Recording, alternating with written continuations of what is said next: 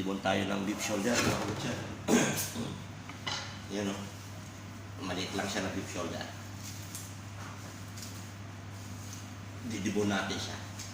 Tanggalin muna natin yung batok. Yung hindi pa nakakita ng batok ng baka, ito siya. Yan o. Yan ang batok ng baka. Diyan, para makita nyo.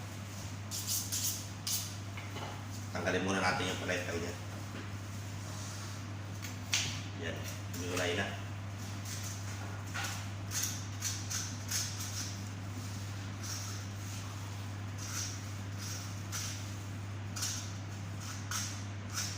Sa mga gusto maging deboner dyan, manood kayo ng mga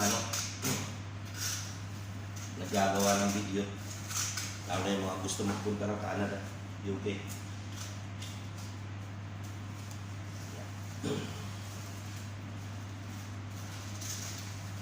Ganyan lang yan.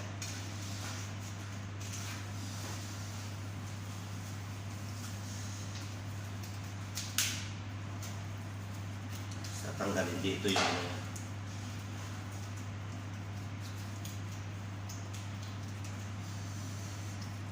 yan. Kunting kis-kis dito sa mga gilid-gilid ng buto. Pati dito sa kabila.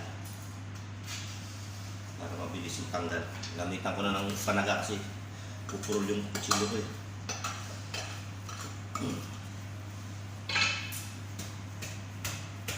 Yan. Kaluin natin.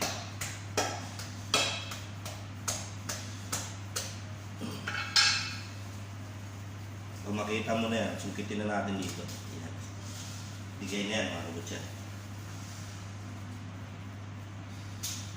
Tuloy-tuloy na yan. Yan, nagbigay na siya.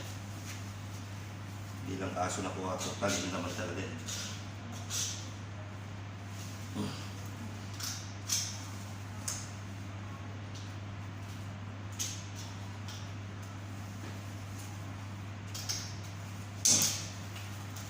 Tigas.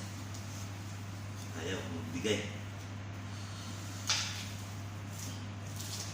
Yan. Bigay na ng konti. Tanggalin na lang natin ng kabuuan siya. Yan o. Yan ang palaypay.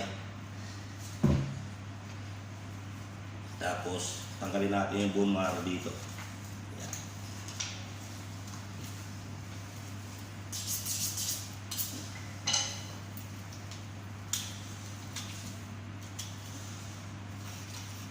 Yan.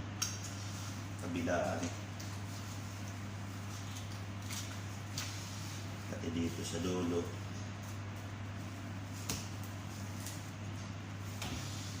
Ito yung siya may shank boneless. Sa shank natin yung may buto. Tanggalin din natin.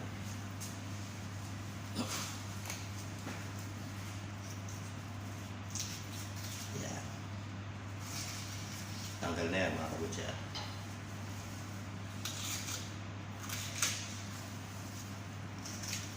Yan. Iputol.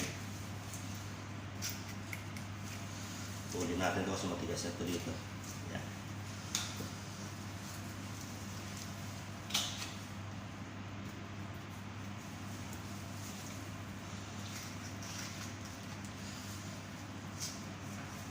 Yan lang yan magdibon, mga kabutsa. Tapos kunting ano dito.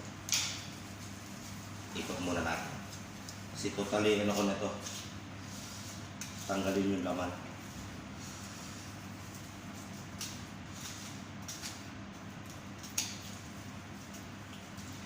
Yan o.